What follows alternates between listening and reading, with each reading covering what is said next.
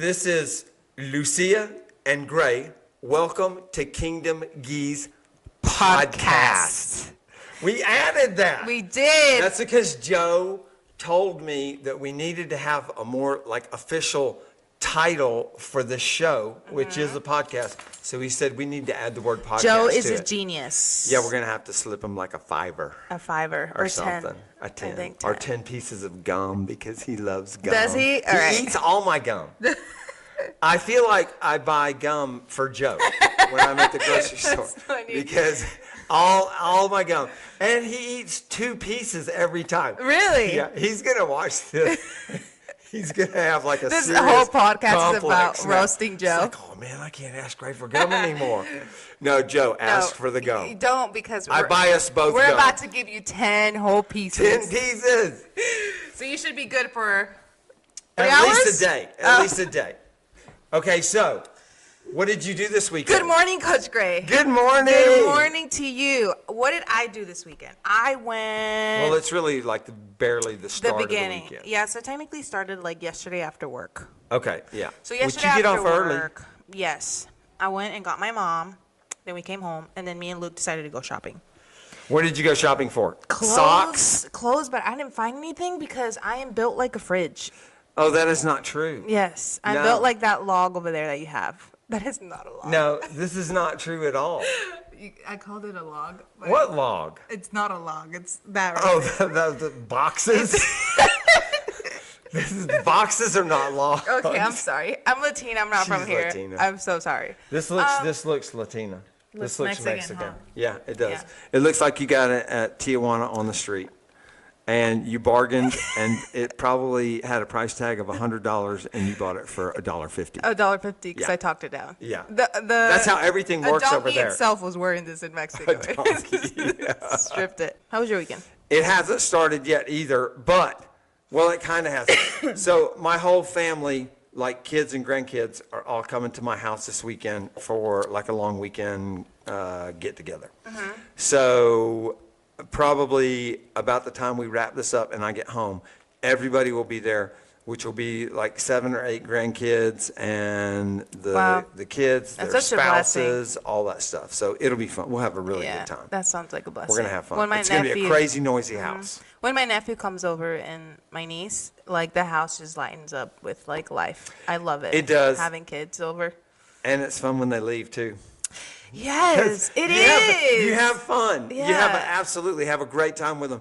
But then when they leave, it's like this blanket of peace just falls It's like on the going- house, and you're like, It's like me in my young age when I used to go party. It's like getting there is like fun, but then when you're leaving, you're in bed. It's like amazing. what kind of partying did you used to I was do? crazy in my older. This was actually like a year ago.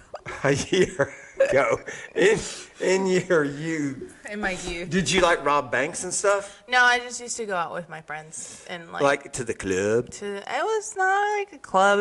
It was a restaurant. It's actually downtown. There was a main hangout Atlanta. restaurant that you had. Yeah. It sounds like a gang thing. It was. It was like MS-13? No, it was like a bar, like slash like restaurant slash club at night. What kind of trouble did you get into? Nothing. I was a good person, a good girl. Okay.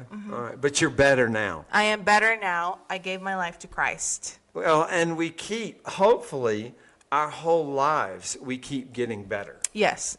Yes. I'm not what I used to be. Wait, that's not how it goes. I'm not where I want to be, but I'm not what I used to be. There you go. Yeah. I like that. That sounds good. And I bet Jiu-Jitsu can help make you better, too. Absolutely. Speaking of jiu-jitsu, that is the topic of our podcast. We're I know. going to speak. That was a segue. What does that mean? Gray, if you guys didn't know, is a gold medalist at PANS. He's Double. ranked number 5 in the world, and he does MMA. So, Coach Gray, Yes. tell me, do you think jiu-jitsu is better than every other martial art? 100%. We should have like a horn. We need one of those things. We need a should. sound machine. That's coming later. Okay. Heidi, can you bark? I do think, here's Heidi. Heidi, come here. This is Heidi. Heidi also does jujitsu. She does jujitsu, and she is a red belt. I do think that jiu-jitsu is the best of all the martial arts. Why? Because, did you get you all slobbered? Yep, it's okay. Because if you spend some time, so in today's world, you can watch real footage of actual fights, gunfights, whatever you want to see. It's because of all the security camera footage that's out there in the world, and people post it on places like YouTube.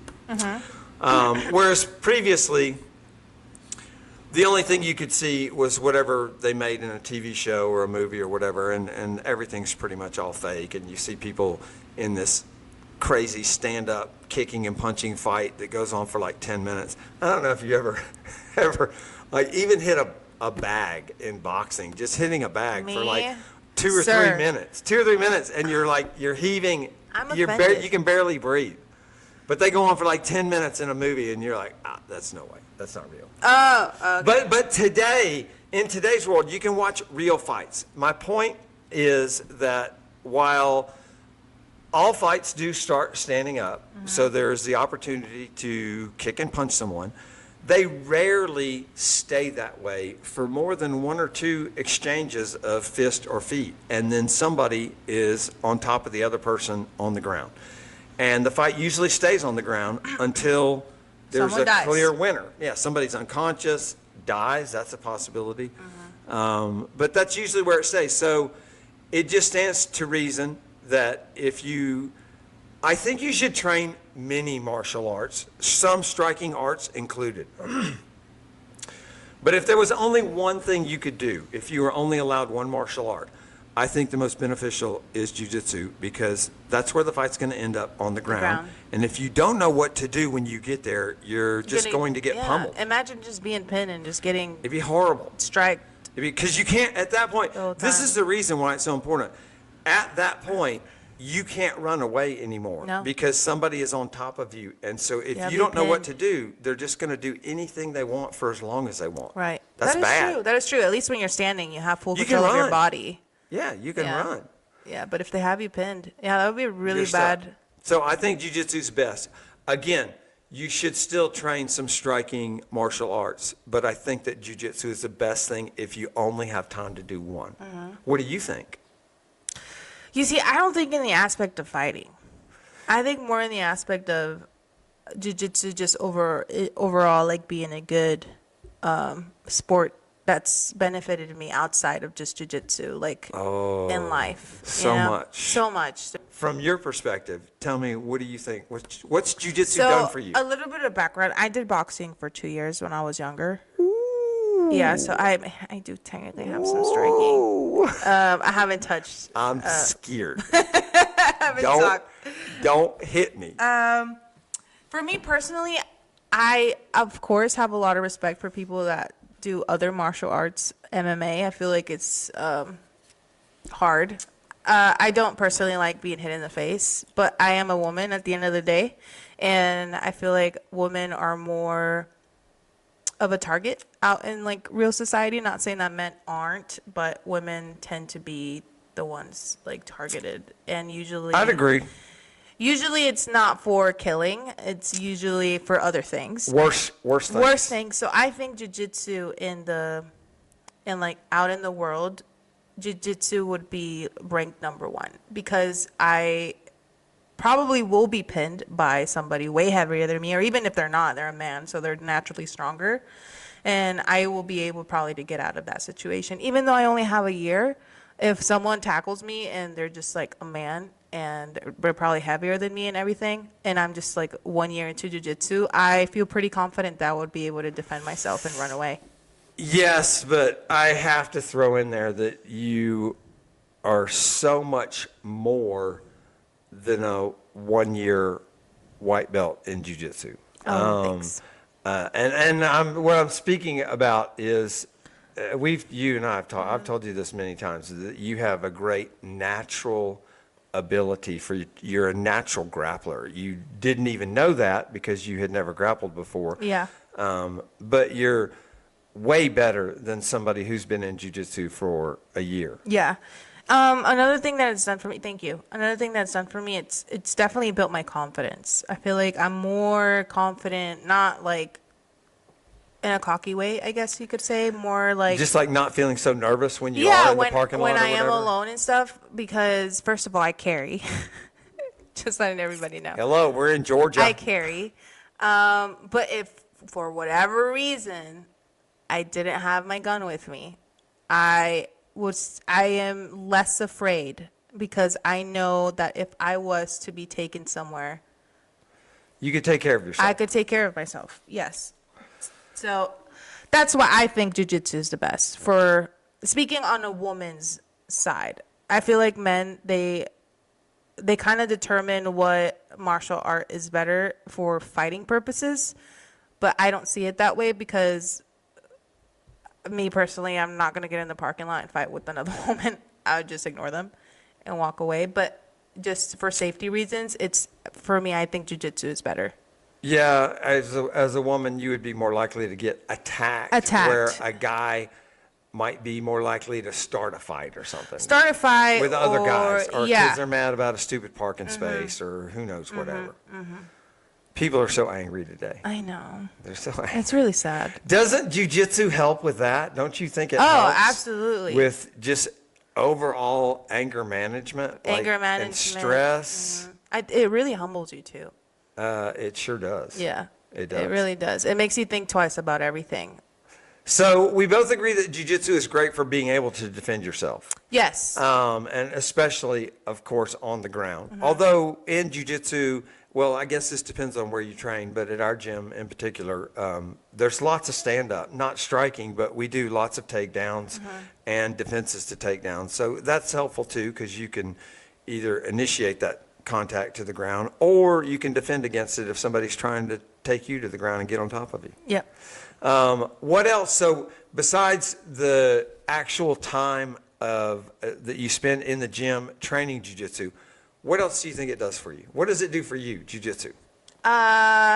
So I guess like failure really like helps me because it's like, you know, you train so hard in jiu-jitsu and you think you're getting somewhere and then someone comes and doesn't even try and they just submit you and you're like, wow. It's humiliating. It's so humiliating. But then it kind of, I don't know, it's like a good thing to fail. So I'm gonna backtrack on what you Yes. just said, because this is what I said a minute ago. I was talking about how you are a great natural grappler, an unknown skill that you had. You just didn't realize it. So it's funny. What you just said is, you know, you think you're doing really well and you're beating people and all, and then somebody comes along and they submit you, and that's humiliating or humbling maybe. But what's funny about that is that that's not what happens to most people who have been doing jiu-jitsu for a year, because most people who have been doing jiu-jitsu for a year have experienced very little, if any, winning. What they're doing is they're just getting.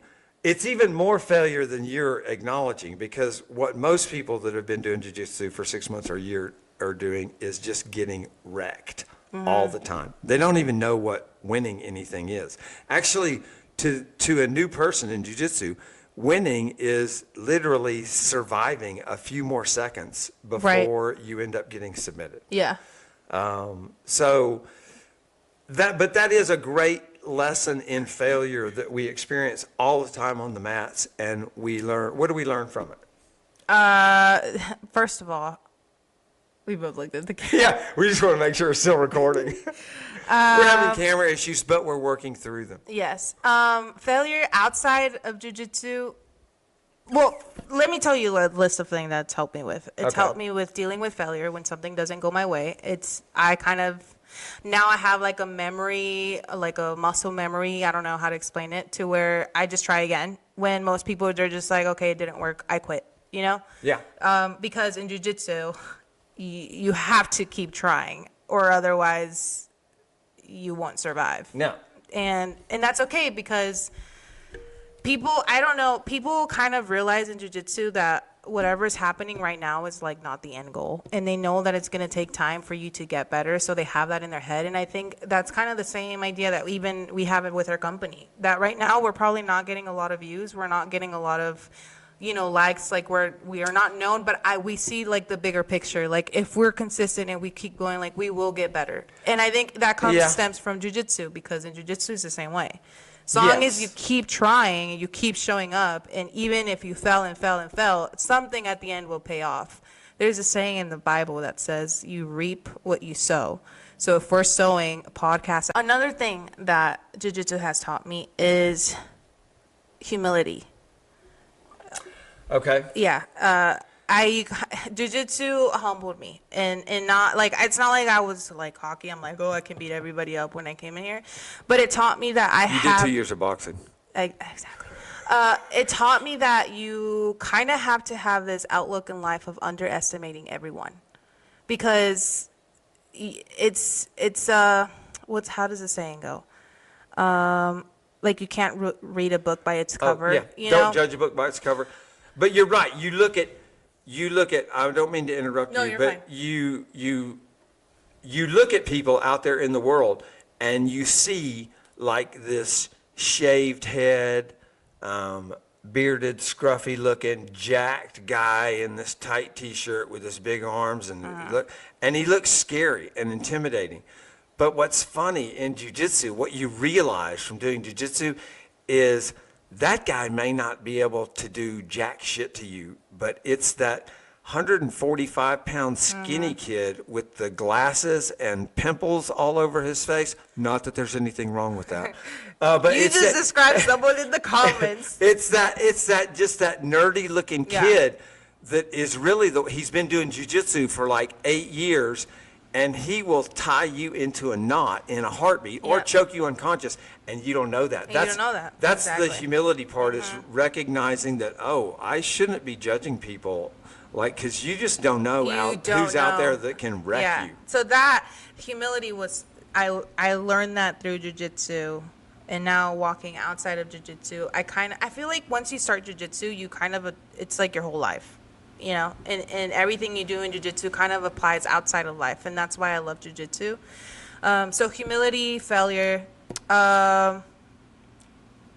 Jiu-jitsu for me has been a blessing in the sense that the people you roll with, you build bonds, you build friendships, very strong friendships, because I think it's different from being with friends. Like if I go hang out with my friend and we just have fun all the time, it's easy to, how they say, like if you go through a hard time in your life, your real friends that are actually there with you are not as close as many as you thought, because no one stands with you when they disappear when it gets tough. They disappear, exactly. And like, even from the few times I've competed, the people that show up for me, like I know Heather showed up, Joe's been there. We go support Joe and Heather when they compete, and people that you don't even think that would be there for you, and bonds, and like it kind of creates like a family for you, because you're going through them with failure after failure after failure, and they've been through the same thing. And it's hard to find people that have been through the same struggles as you have. It is. Some people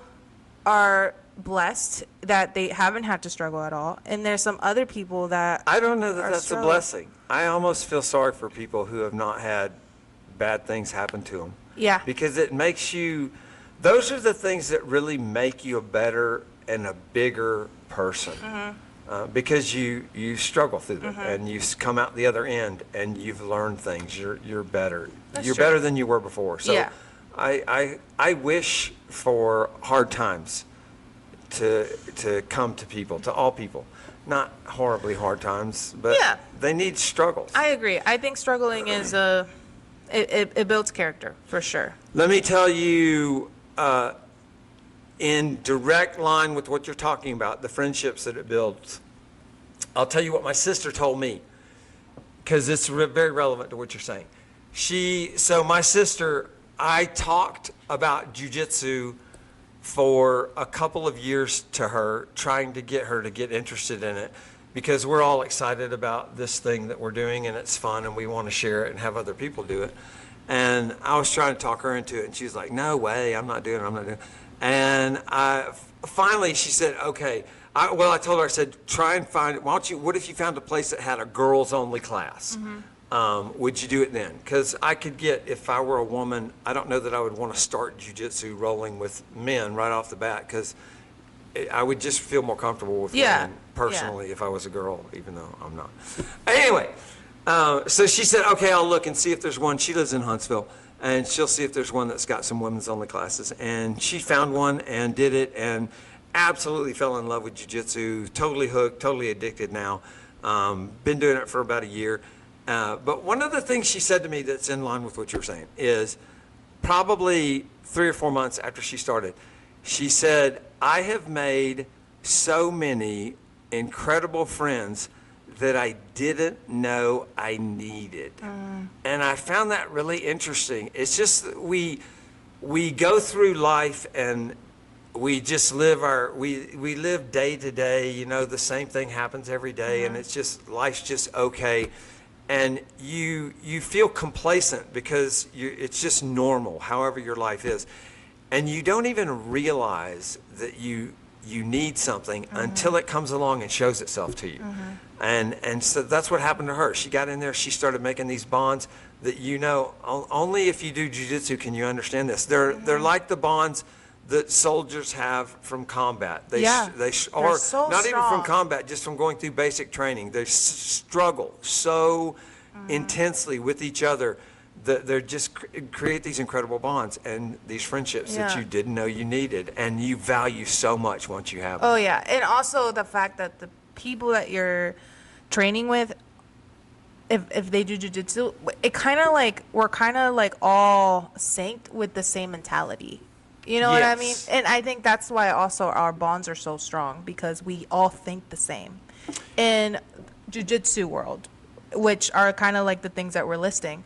And to go on to the next one, patience. Patience is a big one that I've learned from jiu-jitsu. You can't fake your way through jiu-jitsu. Nope. Like, it No. doesn't, it doesn't matter how much you train. I'm not going to be a black belt in a month because I train 4 days every day. Nope. Or 4 times every day, you know? And that's the same thing outside of life for me, because I love rushing things. I think you know this. I love rushing things. I want things done now. And if it's not, then I tend to just give up. So jiu-jitsu has taught me patience. And even like the first few months of me training jiu-jitsu, it was failure after failure after failure. And I remember you telling me, like, there's going to be one day where you're going to win and it's going to feel good, and you're going to go back to failing and failing and failing, and it's slowly going to get better. And then, like you said, I'm going to look at myself when new people walk in the gym, and I'm going to remember, I'm probably going to beat them, you know, unless they're just super talented, which there are. There's people out there that are incredibly like talented. wrestlers. Yeah. And they're probably going to think the same way. And I'm going to see myself and be like, oh, that used to be me. And realize that I've actually have improved so much in jiu-jitsu, but it takes someone to kind of show it to me. And that would be like a brand new white belt. That's right. It's hard. If you don't have new people coming in, it's really hard to recognize or realize that you're improving, because everybody else is on the mats, and most of them have been there longer than you, so they're better than you, and they're continuing to get better as you do. So it can sometimes feel like this just isn't working for me. I suck at this, when you don't at all. It's just that they're Hard better. to see. Yeah. Or honestly, a higher belt might look at me and be like, oh, I've improved a lot in jiu-jitsu because I'm there. You know what I mean? Exactly. You're there for them, and then a new person comes in, and that new person is there for you to show you that you're actually learning this. It's working. So yeah, it's definitely a mental, jiu-jitsu helps me mentally more than it does, I would say, physically. But it helps in every aspect. Physically, would you say that jiu-jitsu is a good workout? Oh, absolutely. It's intense. But it can wreck you too. It can. And not in a like broken arm way, and like I have bruises all over my body. I had thumbprints all over my body for like 3 months straight when I started jiu-jitsu. Yes. But speaking of that, let's speak about injuries. So Okay. I remember when I first started jiu-jitsu, I could not cross my legs if I was sitting down, like crisscross applesauce kind of Yeah. thing. It was I'm unbearable. surprised you know that phrase coming from Mexico. It's so American. racist. Crisscross applesauce. I'm like, Anyway, go on, I'm go just on. kidding. You couldn't do that. No, I couldn't. Why? Oh, because it hurt. Behind your knees hurt. Bad, yes. And I literally felt like the pain just went away yesterday because it was like unbearable, but it was from all the clamping. My grips, you know about those. They're tight. Yeah. They are If tight. I could give any advice for anybody that's starting jiu-jitsu, don't hold on to unnecessary grips. Relax. Relax. But that advice, you could tell a new person that 500 times and they would still I be know. gripping for dear life. You kind of have to learn the hard way You sometimes. do. You can tell them and you should tell them, but that you also have to appreciate that they're not going to really hear that message until many months go by. Yeah, it's definitely like I told you so. Yes. You know, but hey, it's okay.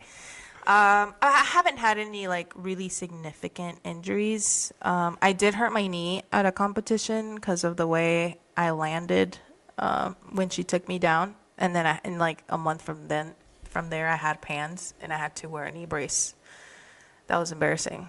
But Competitions can be rough though. Oh, yeah, absolutely. Because everything's on the line. Mm-hmm. It's win or lose, and you care whether you win or lose. Whereas in the gym, just training, people at the gym it shouldn't matter. are so dedicated because I know Jordan, one of our guys we train with, he got like a broken toe and he never stopped training. Now, I'm like, dude, that's kind of like badass. That's inspirational. it's pretty hard to get me off the mats. I believe it's not that I'm any kind of a special, badass or anything. I just think that You are ranked number 5. in the I am world. 5 in the world. So- but I just think that I've always thought this. I've been athletic and worked out, trained, did something my entire life. And if you're active in any sport, there will always be injuries that come along. They may not even be related to the sport. You might have just been, walking down your driveway when it was a little icy and you slip and fall and twist your ankle. It doesn't have to be a sport-related injury, but you get injuries. And I've always been the type of person who, instead of having an injury cause me to stop doing my activity, I use an injury as a way to find a different way to do that activity. So yeah, you work around it. yeah, I had a shoulder injury for a while when I was pretty heavily weightlifting, and I just switched to dumbbells because I could twist my hand in a different angle and it wouldn't hurt my shoulder to train. Or I've had some broken toes in jiu-jitsu, and so you don't press on people with that particular foot. You just find ways to work around it. And go easy too. Yep. Tell us how you tore your pec though. Okay, so that's my injury-wise. I've only had one major injury in jiu-jitsu, and that was a torn pec, and I'll get to that.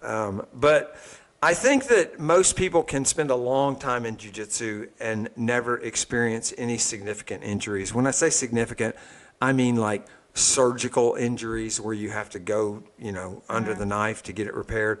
I think those are pretty rare. They definitely happen, but they're not in any way common. You get little things all the time, just like I right now have a jacked up finger, the tendon or something is messed up. It kind of wants to point itself down, but it's an insignificant thing. And you're going to have those. You're going to get a finger twisted or a toe twisted or whatever. Your elbow might be a little sore because you didn't tap early enough in an arm bar.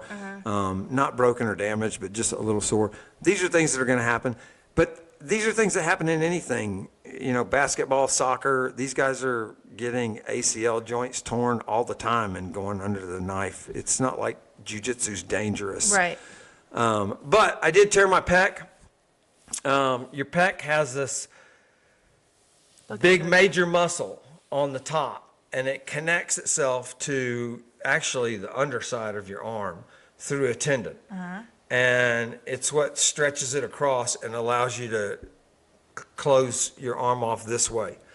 And so I tore that in jiu-jitsu. I tore that tendon off from underneath the arm, and I elected to not have it surgeried because my orthopedist I'd had a rotator cuff surgery done before, having nothing to do with jiu-jitsu.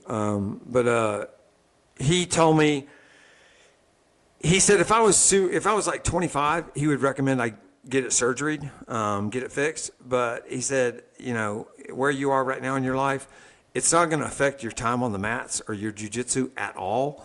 He said the only problem you would have if you didn't get it fixed is, you know, the butterfly exercise, like when you lay down on a bench. He said you would lose a butterfly competition if you had one. So I don't enter many of those, so I decided to let it go. Nice. I got that injury because I did not quit doing something when it was no longer working. I was trying to get into a position, it was Kesagatami, with a way, way, way better grappler than me. And I had his head and I had his arm, but one of my legs was still trapped kind of in a half guard of him as I was trying to come around the front of it. And he used that to pry himself away from me. And I knew that I no longer had the Kesa position, but I just refused. I wanted too badly to get this win. And so I didn't let go, and I kind of doubled down on my pressure on his head, and it just tore the pec. It really felt like somebody unzipped my shoulder from my chest. Ow. It didn't hurt. It was the It's a weird strangest feeling. thing. It really just felt like somebody just went click, click, click, click, click, click, with a zipper, and my shoulder and chest came apart. No pain, just a weird feeling. I didn't even think I was injured. I thought it was just something goofy. And the guy I was rolling with, he stopped, and because he felt me kind of go stiff or still, and he said, "Are you okay?" And I swung my arm around, and I said, I guess so. Well, let's go. Let's keep going. And at that point, I went to kind of post back on the mat with my hand, and as soon as my hand hit the ground, it just slid out from under me, and I just fell down, and I said, I guess I'm not okay. Oh, goodness. It never did really hurt, but then it turned all kinds of funny colors, you know, over the next few days, and I figured out what it was. But the whole thing was completely my fault, which is everybody that I've seen get hurt where they have to take like a week or two off, not go to the doctor. They just need to take a week or two to let something that's sore Heal. get unsore. Yeah. It's almost always something they did. It's never. I don't think people hurt you in jiu-jitsu, and competitions might be a different aside story. to that. But in the gym, people don't hurt you. If you get hurt, it's usually because you did something yourself. You didn't tap, or you tried to do something you weren't ready to do, Yeah. and you get some little minor injury. Yeah. But I don't think jiu-jitsu, they call jiu-jitsu, it's funny, it's referred to as the gentle art. You think it's gentle? Yeah. I think it can be gentle. It can be. Yeah. It can be. The reason I think it's called the gentle art is because you always have the option of stopping a roll at any point in time by tapping. And so that can make it gentle. You can just be getting uncomfortable pressure, and you can tap out, and it'll stop, and you restart. The problem is that after you start getting even a little bit good at jiu-jitsu, you decide that, I think I can get out of this. I think I can escape this. Yeah. And so you don't tap, and you let the submission go a little bit further. And sometimes you do get out, and sometimes you don't. It's just a risk you have to take sometimes. Yeah. You get to a point where you want to. Even though in the beginning you Yeah. might think, oh man, I'm never letting anybody get that tight on me on an armbar. I'm tight. You get to where you start getting better, and you think, I think I can get out of this. Yeah, for sure. I've done that in the past, but I'm also very notorious for tapping early. But if I tap early, it's because I know I'm not getting out of that. When are examples of that? When you get an S mount. From mount and then going S mount on top of you, like I'm going to do an armbar? I usually wait for you to get all set up and everything, and I try to buck you off, and it doesn't work. I know that the next thing that's coming is an armbar, but in the meantime, you would think it's just like, okay, I know he's gonna finish his armbar, but let me try to buck him off. But the whole time you're sitting on my lungs, and Coach Gray is nothing but muscle, so I cannot breathe. But I try. I'm like, okay, if I can buck him off, then that gives me an escape to do something, because usually you'll fall to the ground, and if it's just you have my arm, I'll try to just get out of the arm bar. Usually it never works, but I will say I've been kind of good at not letting you get to that, although sometimes it doesn't work. You have been. But yeah, if I know I can't get out of it, I just go ahead and tap. I'm not risking an arm. No, you shouldn't. You shouldn't. It's not worth it either, unless No. you're competing. Unless you're competing. But Even then. there are definitely times when you should do your best to try and escape so that you can see if you can figure out ways to get out of things. Yeah. I mean, that's how we get better. Yeah. But there are other times when it's just like, this is not, I'm definitely stuck here. Yeah. Let's just tap and restart so we can get some good rolling in. True. You haven't really had any, you've had no significant injuries. I know I've one had of your this fingers finger is a little swollen jacked up. for, I feel like 10 years now. It Yeah, just but you won't get ice better. it either. I hate icing anything on my body. If I am icing anything after jiu-jitsu, don't expect to see me for a month. It's Because that bad? yeah, it's pretty bad. I thought I broke my knee when I got injured. I did ice that, and I took like ibuprofen, which I also don't take ibuprofen. But no, I don't like icing, but you guys should definitely ice if anything's swollen. Apparently it helps. I would not know because I don't ice stuff. It does help. My friend, she's a massage therapist, so she has a lot of knowledge of like anatomy and like the muscles and stuff. And she's like, ice and heat, come on. And I'm like, I'm going to it's say not yes. a new idea. I'm going to say yes. And then you're not gonna do it. I'm You're not not going to gonna do do it. There is something else All right, what else is on our list that I of wanted topics? to interview. We were talking about expectations. So there is no age limit. I really believe that a unique thing about jiu-jitsu is everybody's in their own journey, and everybody's jiu-jitsu is not the same. Like you were talking about Jordan. He's like, I don't know, 19 or 20 or 21, something like that. He trains sometimes 2 or 3 times a day, 5 or 6 days a week.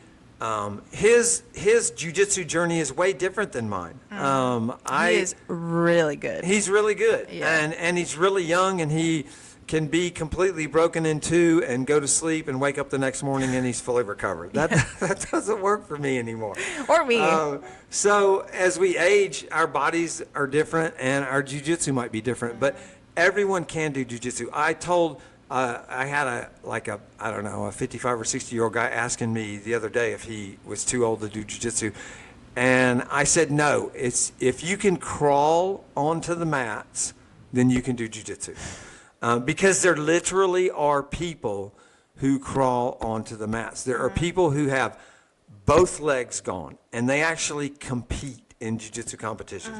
There are people who are missing one arm, and they compete. They train jiu-jitsu, they compete in jiu-jitsu. There are plenty of blind people and deaf people who do jiu-jitsu. So you can do jiu-jitsu regardless of what your physical or age situation is.